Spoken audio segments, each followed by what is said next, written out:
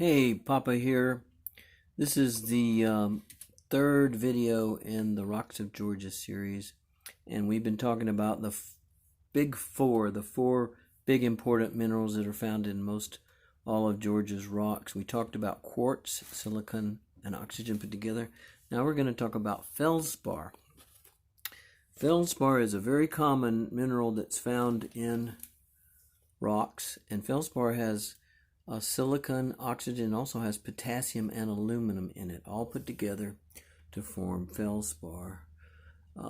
This is a piece of feldspar. It might be a little bit hard to see, but the main thing to notice about this piece of feldspar is that it has this face here that if I turn it just right, you can see it flashing. See that flashy face?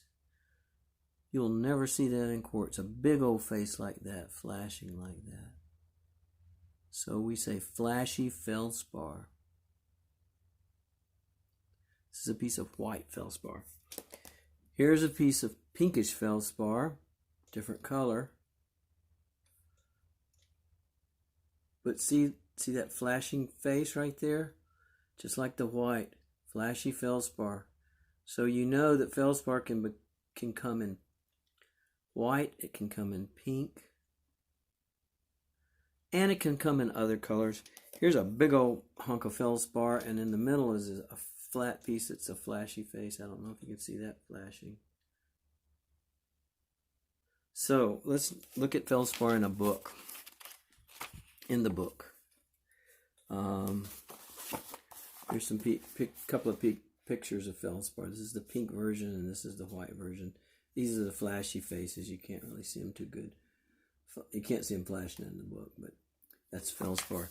Now, feldspar there are three major kinds of feldspar. There's feldspar that has a lot of potassium in it. There's feldspar that has a lot of sodium in it. There's feldspar that has a lot of calcium in it.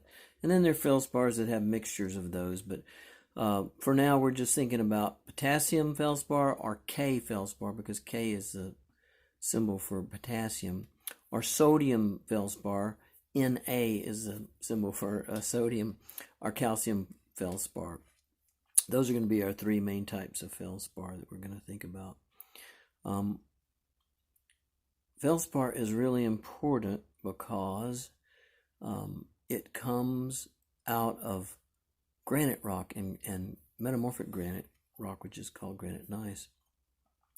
And it erodes down the streams of Georgia into our coastal plain, upper coastal plain, right along the fall line, which is right where the Piedmont ends and the coastal plain begins.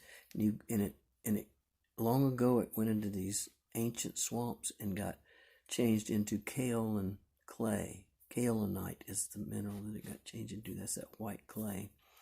Kaolin clay. Georgia is the #1 producer of kaolin clay, kaolinite, in the United States, and they use it for a huge variety of products, including, the fine dinnerware in China that people eat off of. Also, your toilet is made out of kaolin as well.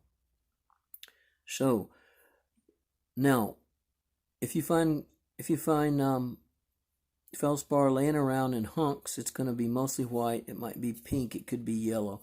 But if you find it in a rock, if you're looking at a rock and trying to see if you have feldspar in this rock, you're almost always going to be looking for something that's white, a white mineral, spots of white. And if those spots of white are big enough, you're going to see that flashy face on them. That's going to be hard to see in a rock. I used to think that the white specks in rock like granite and granite gneiss was quartz, but no, it's feldspar. So now you know that quartz and feldspar together are a major ingredient in a lot of the rocks around here, especially granite and granite gneiss. So that's feldspar. Pop out.